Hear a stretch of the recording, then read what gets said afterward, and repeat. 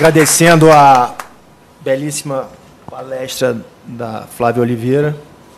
Só um ponto a respeito dessa necessidade de nós aprendermos a pedagogia para lidarmos com essa situação. Quase todo o sistema policial e, em grande parte, o sistema judiciário desconhece não apenas a narrativa, mas, por incrível que pareça, a própria caracterização e qualificação de determinadas condutas. Como eu falei, durante um ano nós oficiamos a muitas secretarias de segurança pública e muitos ministérios públicos estaduais, com jeitinho, perguntando, vem cá, você tem alguma informação para não milindrá-los, afinal de contas, né, nós não temos hierarquias e tudo mais. Mas em muitos estados você não consegue sequer visualizar na notícia que chegar à delegacia, Paulo, você que foi delegado, a menção à Lei 7.716. O fato é colocado como artigo 208 do Código Penal, como briga de vizinhos. Eles não falam em racismo em muitos lugares, isso não está registrado. Não há um diálogo entre os sistemas de promoção da igualdade racial com o sistema de política de segurança nacional, com a lei recentemente criada. Esse é um processo de educação pelo qual todo o sistema jurídico e sistema de segurança pública precisa passar também. E a respeito ainda de... Eu quero fazer um pequeno desabafo aqui. No preconceito, eu mencionei na minha fala que estamos aqui todos num esforço de superação dos próprios preconceitos institucionais. Quantas vezes nós aqui sofremos com isso, por lidarmos com esse assunto? Comecei a minha fala dizendo, muitos ainda estranham o fato de estarmos aqui o dia inteirinho tratando disso. Mas por quê? Quantas vezes olharam para mim e me chamaram de rei dos macumbeiros aqui? É piada? De forma jocosa? Eu simplesmente agradeci, mas eu dispenso o título hierárquico. Esse não me cabe. Enfim, passando a bola aqui para a Adriana, a nossa próxima palestrante. Afinal de contas, o próprio juiz federal mencionou que essas crenças não são religiões por carecerem, entre outras coisas, de hierarquia, por carecerem de livros, desconhecendo, ignorando por completo a cultura ágrafa, a cultura da oralidade e da ancestralidade dessas comunidades. Pois não. Bom, tá funcionando? Tá. Bom dia a todos. Antes de qualquer coisa, eu gostaria de agradecer ao Dr. Jaime pelo convite. Tá sem som? Tá sem som? Acho que tá baixo. Tá. Hã? E agora foi? Tá. Bom, então eu gostaria, antes de tudo, agradecer ao Dr. Jaime pelo convite, agradecer ao Ministério Público Federal por me receber aqui, por essa acolhida. Sou sempre muito bem recebida aqui nessa casa. Parabenizar ao professor Simas, a Flávia, pelas falas maravilhosas. Eu sou seguidora de ambos nas redes, fico bebendo das reflexões, das abordagens sempre singulares que eles fazem. Dizer ao Fernando, que eu não conhecia, assim, que eu estou muito ansiosa para assistir o seu documentário. Assim, espero o mais rápido possível ter a oportunidade de assistir. Até porque ele fala de algo que nós fazemos diariamente, né? No nosso trabalho, no nosso dia a dia, que é devolução de bens apreendidos, né? Então, a gente não está falando aqui de... Sequer estamos falando de algo que seja estranho à nossa atividade, né? Então, gostaria de registrar aqui o meu anseio em assistir o seu documentário, em relação ao qual eu só ouvi elogios. E também não posso deixar de fazer o registro, né, de elogioso à doutora Débora, né, que esse trabalho primoroso, o relatório feito aqui sobre intolerância religiosa no guarda-chuva da Procuradoria Federal do Cidadão, que tem se destacado na defesa dos interesses da cidadania. Eu sou juíza, mas antes de qualquer coisa eu sou cidadã, me sinto muito amparada sempre que vejo as manifestações da Procuradoria Federal do Cidadão. E a doutora Débora, para todos nós do sistema de justiça, e acho que para nós, mulheres em particular, ela é um norte, uma luz, luz, uma referência, né, de profissional, de competência, de inteligência, de capacidade de trabalho, de seriedade, de comprometimento com o serviço público.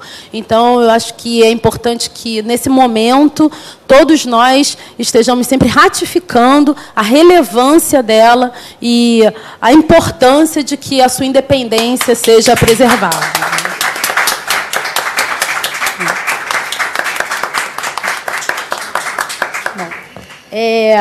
A gente não combinou, o doutor Jaime foi muito gentil de nos deixar livres para escolher os nossos, né, as nossas abordagens, mas eu acho que a minha fala, em alguma medida, vai se costurar com o que o professor Simas e com o que a Flávia abordou. Está aqui na plaquetinha, eu, juíza federal, mas eu acho que hoje eu vou me arvorar e ousar a me colocar aqui muito mais como professora de Direito Penal, que é uma nova atividade que eu abracei, comecei a dar aula na PUC, na graduação, é uma atividade que eu estou amando. E, então, queria pedir permissão para me colocar muito mais agora como professora de Direito Penal, porque eu gostaria de fazer essa abordagem para a questão que nos traz aqui. E eu costurei a minha fala a partir exatamente da provocação do professor Simas, que eu vi nas redes sociais, né, sobre a necessidade de se nomear e de se tratar os ataques sistemáticos que vêm acontecendo no país como um todo e no Rio de Janeiro em particular, sob o guarda-chuva ou sobre o marco do terrorismo. Na sequência, a Flávia reverberou isso na sua coluna. O doutor Jaime já havia escrito um artigo há 2 anos, né, Crimes Bárbaros, tratando, pontuando, sinalizando essa questão. O professor Ney Lopes, né, elogiou intensamente, que é a referência para todos nós, né, abençoou a abordagem que Se sinta na minha parede. Pronto. Então, com essa bênção, eu acho que estamos todos autorizados a abordar e endereçar o tema sob essa perspectiva, né? Bom, então, e aí eu pensei que, puxando a brasa para minha sardinha e falando a partir do meu quadradinho da contribuição que eu acho que eu posso dar, eu tentei exatamente trazer, na linguagem um pouco do direito penal, o que, a partir enfim, os relatos que foram trazidos no relatório, tentar fazer esse diálogo entre o que está no relatório e o que a legislação antiterrorismo que nós temos hoje, como isso pode se casar e quais são, talvez, algumas questões que devem nos chamar a atenção nessa perspectiva. Como, em concreto, se é ou não importante, relevante a gente evocar essa legislação, o que isso pode nos trazer em termos de avanços no enfrentamento desse problema e o que de problemas isso também pode nos trazer, né? Bom, o uso do direito penal para a tutela de direitos fundamentais nunca foi novidade, né? Na verdade, proteção da vida, proteção da propriedade, proteção da liberdade, da honra, né? Essas sempre foram as matérias-primas dos bens que foram objeto de proteção do direito penal na sua concepção mais clássica, né? Então, essa noção de que hoje se protegem direitos transindividuais, questões que transcendem a esfera do indivíduo, é uma abordagem do direito penal mais contemporânea. Tradicionalmente, o direito penal estava ali para proteger o quê? A propriedade, proteger que o domicílio não seja invadido, que você não seja morto, que a sua casa, né, que o seu patrimônio não seja roubado, que você não seja, enfim, vítima de estelionato, que a sua conta não seja desfalcada. E essa sempre foi, tradicionalmente, o objeto de proteção do direito penal. Então, o direito penal tutelar esses direitos fundamentais vistos sob essa perspectiva mais tradicional, isso nunca foi novidade. A questão é que, e nós sabemos disso, e se nós não sabemos, isso é uma coisa que eu sempre gosto de dizer, se a gente não sabe é porque a gente não está prestando atenção no que está acontecendo ao nosso redor, né, e no trabalho que a gente tem que fazer.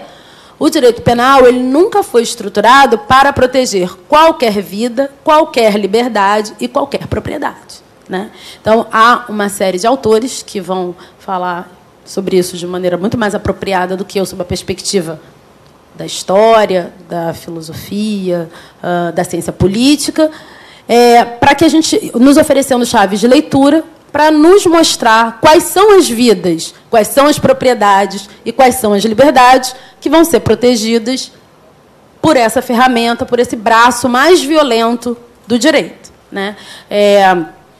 Também me socorrendo a uma abordagem que o professor Simas fez, que eu acho que é muito perfeita. As nossas instituições, elas funcionam muito bem, elas não são disfuncionais, elas funcionam para aquilo que elas foram estruturadas para funcionar. E elas não foram estruturadas para proteger terreiros de candomblé. Elas não foram estruturadas para proteger jovens negros que estão com uma chuteira na mochila indo para seu treino. Elas não estão estruturadas para proteger meninos que estão num carro indo comemorar o seu primeiro salário saindo do Parque de Madureira, né? Então, as instituições não foram desenhadas para isso. Então, a gente achar que elas não estão funcionando porque esse universo de pessoas foram atacadas, a gente está lendo muito mal a realidade, né? O nosso problema, a gente já está errando na largada, né?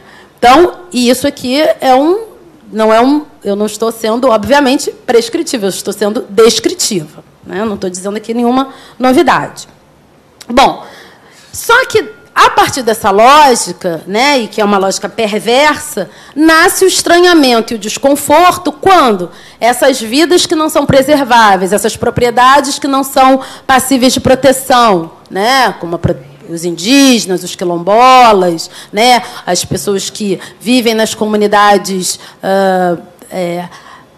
marcadas pelo apartheid social, quando essas propriedades evocam, ou essas liberdades evocam a proteção do direito posto, isso causa, obviamente, um deslocamento, um estranhamento. O direito entra em curto-circuito, os operadores do direito entram em curto-circuito, né, porque o sistema ele não foi estruturado para isso. Além disso, elas ainda enfrentam um outro paradoxo. Por quê? Porque acionar essa ferramenta do Estado é sempre um risco. Porque a amarela pode virar, assim, né? A história nos mostra, o tempo nos mostra que a gente acionar determinadas ferramentas, acionar determinadas chaves de leitura para enfrentar certos problemas sociais, podem se voltar contra nós num piscar de olhos. E elas vão se virar. Isso é um fato. E esse é um risco que tem que estar no horizonte, né? A gente não pode se lançar nessa empreitada sem ter isso em perspectiva. O que não significa que a gente não vá disputar legitimamente a proteção do Estado, das ferramentas do Estado, da legalidade, da estatalidade, para proteger as nossas vidas, que são, sim, vidas vividas, liberdades passíveis de proteção, propriedades passíveis de respeito, né? Então, essa eu acho que é uma primeira questão que eu acho que é importante quando a gente fala de acionar a legislação antiterrorismo para enfrentar esse problema. Então, eu acho que tem essas duas, né, tem essa perspectiva. Diante de uma realidade de superencarceramento, e quando eu falo superencarceramento, é uma perspectiva até matemática, né? Porque as pessoas adoram questionar em números absolutos, em números relativos, é matemática. É física, dois corpos não ocupam o mesmo lugar no espaço. Sob essa perspectiva, nós temos uma questão de superencarceramento, ponto, né? Se tinha que prender mais, se tinha que prender menos, isso é uma discussão para a gente fazer em outro espaço. Mas, hoje, essa é a nossa realidade. E a gente não tem dinheiro para prender mais. Esse é um fato, né? Então, a gente acionar o direito penal, que vai trabalhar hoje, né? Hoje, o direito penal que nós temos, ele primordialmente, a ferramenta que ele tem, primeira, é a privação da liberdade, isso vai trazer também uma série de outros problemas. Então, é só para a gente ter isso no nosso campo mental, né? Bom, mas partindo da lógica, da noção que, para mim, está assente, que, obviamente, o campo da institucionalidade é um campo de disputa legítimo e que tem que ser, né, trabalhado. Eu acho que é muito importante, eu acho que esse é o nosso compromisso, cada um de nós nas suas áreas de atuação.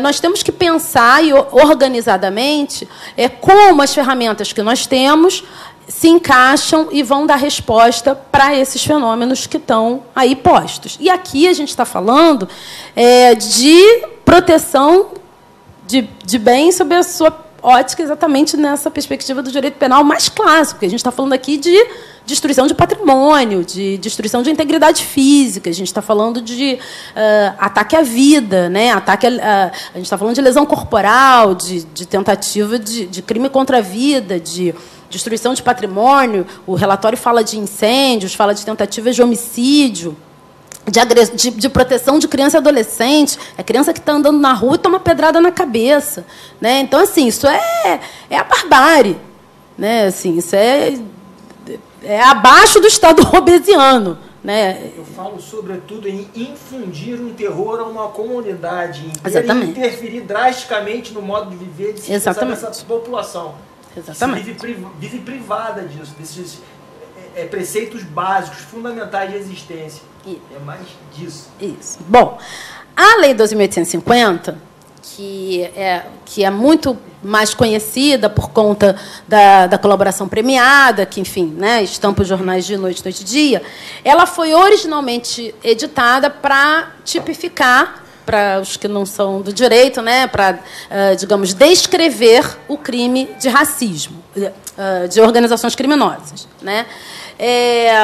O Brasil é parte da Convenção de Palermo, havia assumido o compromisso internacional de criminalizar essas condutas, né? Estava em mora em relação a isso. O Supremo Tribunal Federal sinalizou que havia, a despeito de haver a convenção, havia necessidade de uma lei estrita, né? De uma lei em sentido estrito para isso, e, enfim, veio a Lei 12.850 em 2013. Na sequência, o Brasil também, enfim, parte e compõe diversos organismos internacionais e havia o compromisso internacional do Brasil de também criminalizar o terrorismo. A Lei 12.850 ela é alterada para que também seja incluída, além da descrição do crime de organizações criminosas, o crime de organizações terroristas, e ela também acaba descrevendo, né, condutas que abarcariam a atuação de lobos solitários. Então, hoje, para nós, o terrorismo ele não é só algo que possa ser praticado por um grupo, né? Isso pode ser também, para fins penais, uma conduta que seja praticada por um indivíduo, né? Então, alguém que pratica uma conduta dentro daquela descrição. E aí, a lei 12.360, ela vai dizer, mas o que ela diz? Que o terrorismo ela se configura pela prática de atos terroristas. A doutrina vai se debater sobre isso, né? A doutrina nacional, internacional, né?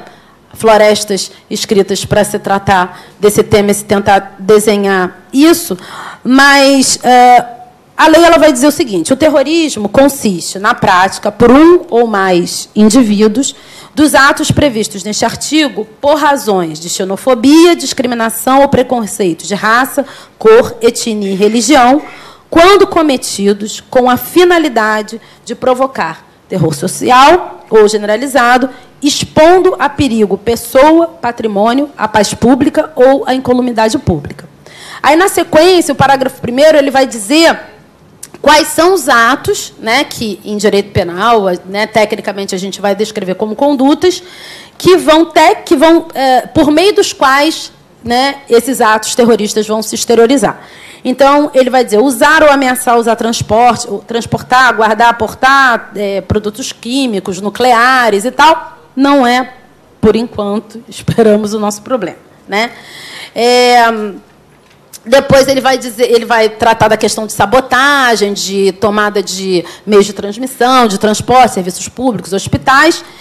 E, no inciso 5, ele vai dizer atentar contra a vida ou a integridade física de pessoa. A pena é altíssima, uma das, acho que é a maior, né, dentro do nosso sistema. Pena mínima de 12 anos, pena máxima de 30 anos, além das penas aplicáveis à violência, né, à ameaça ou à violência. Então, no direito penal, nós chamamos disso um crime que tem um dolo específico, né? O que é isso? Como é que a gente traduz isso?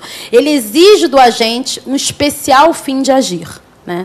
Ele atua com uma finalidade específica e só assim o crime vai se concretizar. Então, para a caracterização do crime, né, ele provoca... Qual é o fim dele? Provocar um terror social generalizado. De qualquer maneira, não.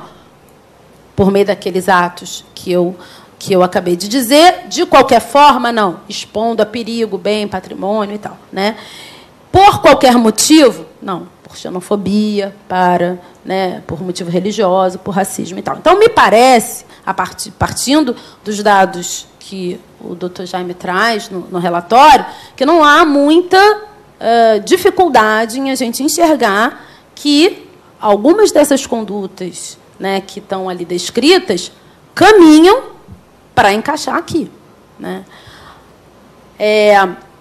Quando a gente fala, quando a doutrina vai tentar traduzir o que acontece na sociedade brasileira, que está assentada e tem a sua pedra fundamental no racismo, né, e fala do racismo estrutural e fala do racismo institucional, é muito importante que nós, principalmente nós do sistema de justiça, tenhamos a percepção de que o racismo, quando ele se manifesta por meio das instituições, ele vai para além da intencionalidade dos agentes que o compõem. Porque, quando a gente fica nesse plano da intencionalidade, a gente trava. Né? Assim, eu sempre que eu estou nesses diálogos com os meus colegas, né, a primeira coisa, mas eu não sou racista. Beleza, você pode não ser, mas você está numa estrutura e numa lógica de funcionamento, de leitura da realidade, que te impede, né, de enxergar as pessoas e os problemas com igual valor. E isso tem um recorte do racismo. Isso é informado pela tecnologia do racismo. E a gente tem que estar atento para isso, porque estamos todos nós, eu me incluo, mergulhados até a cabeça nesse caldo. Né? Bom, eu acho que quando a lei ela vai trazer essa questão do terror generalizado, essa expressão, né, do terror social generalizado, ela traz um elemento que nós, tecnicamente, chamamos de um elemento normativo para a descrição, para a configuração do crime. O que é isso? Ela precisa de um filtro valorativo. Né? Não é algo que eu vou extrair automaticamente da realidade. O que é terror generalizado? O que é terror social? Né? Ele vai descrever de um jeito, eu vou descrever de outro. E eu acho que é nesse ponto que nós, do sistema de justiça, e aí eu conecto com o que a Flávia colocou, nós, do sistema de justiça, e aqui eu digo o sistema de justiça de uma maneira amplíssima, incluindo, partindo dos bancos da graduação, passando pelas pós-graduações, instituições policiais, ministérios públicos, judiciário, em todos os graus de jurisdição, estamos em mora, como é o termo que a gente adora. Né? Estamos devedores, estamos pecando, porque nós não temos feito uma reflexão consistente de como a gente vai filtrar e a gente vai interpretar essa realidade. E, por isso, a gente não está conseguindo fazer essa leitura. A gente não consegue enxergar que o que acontece aqui do lado, a 30 quilômetros, na Baixada Fluminense, se traduz no que a gente aprende lá na faculdade, sentado, lendo a lei. Beleza, eu conheço a lei, sei traduzir, mas eu não consigo fazer esse transporte. Né? Tem um bloqueio. Por que tem esse bloqueio? Também informado por esse pensamento... vou usar, espero que eu use a expressão correta, né? Informado pela colonialidade. Né? Por quê? Porque, para nós, terrorismo é aquilo que... só é terrorismo aquilo que é construído como terrorismo pelas democracias ocidentais do Norte. Né? Tem um artigo que eu achei super bacana, de um professor, ele é professor uma referência, o professor Michael Zekulin, professor, hoje ele está na Universidade Nacional da Austrália, e ele começa a questionar mesmo, ele começa a problematizar o conceito de terrorismo doméstico, porque isso se encaixaria numa situação de terrorismo doméstico. Então, eu tenho uma situação de agentes, né, de nacionais que atacam os seus nacionais dentro do seu território, né, não são informados por uma perspectiva, ou uma ideologia, ou um comando que vem de fora. Então, isso se caracterizaria dentro da lógica do terrorismo doméstico. Só que lógico, toda a estrutura do raciocínio dele, ele está pensando lá dentro da realidade deles, de democracias ocidentais. Qual é a questão deles lá? A questão deles lá hoje é que eles têm o terrorismo internacional, que é aquele agente, aquela pessoa que vem lá, né, sei lá, os jihadistas que se explodem e tal, mas eles têm hoje o problema daquele jovem ou daquela pessoa que foi completamente formada no meio social, ele é lá, é o inglês, é o francês, é o belga, né? E a pessoa ela é recrutada, ela se radicaliza, né? E ela vai atacar internamente dentro das fronteiras do seu próprio país os seus concidadãos.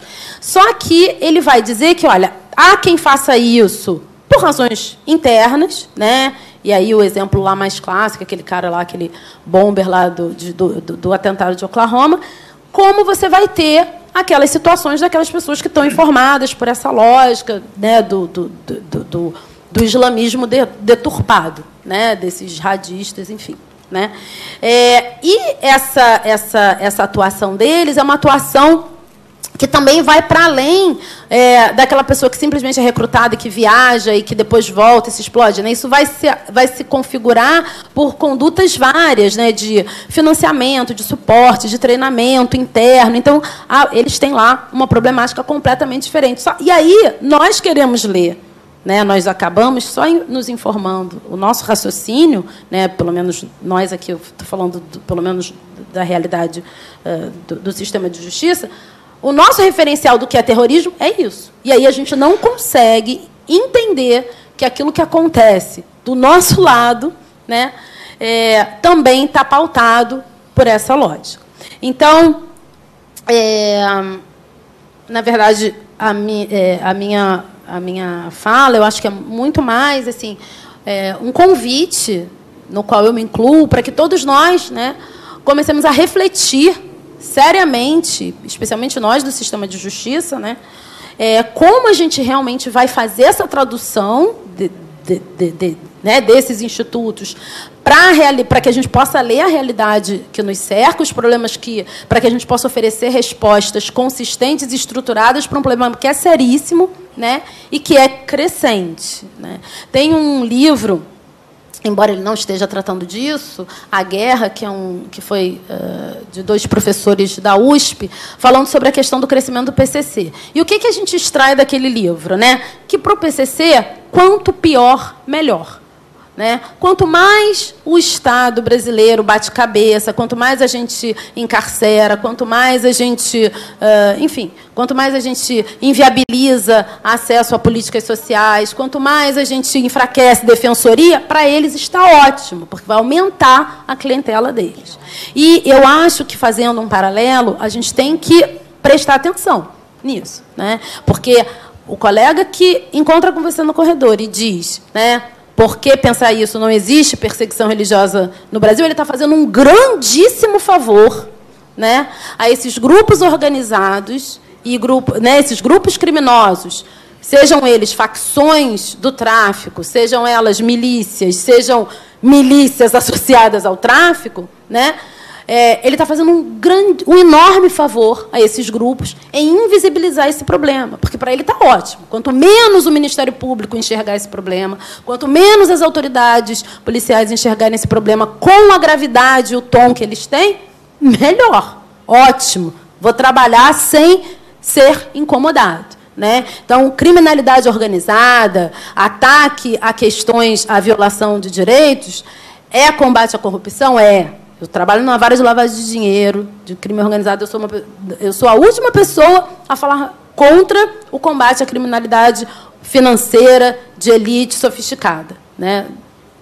Mas também, né, ataque à nossa liberdade de religião, ao nosso ser. A gente não quer só comida, a gente quer comida, diversão e arte. Né? Então, não é só o hospital quebrado que vulnera a nossa vida. Né? O que vulnera o nosso ser integral é a impossibilidade de nós cultuarmos quem nós quisermos, de andarmos na rua do jeito que a gente quiser, da gente cultuar o Deus que a gente quiser ou que a gente não quiser. Né? Então, nós somos seres integrais e o Estado, para aquilo que ele... Por mais que haja discussões de qual é o papel do Estado, esse é o papel mínimo indiscutível, né? Garantir aos indivíduos que possam perseguir os seus objetivos de vida em liberdade e em segurança. Esse é o núcleo essencial, né, de que qualquer vertente ideológica, né, para ser coerente, tem que abraçar, a não ser, né, que a gente advogue a barbárie e a anarquia. Eu acho que não é o caso. Então, acho que é isso. Obrigada.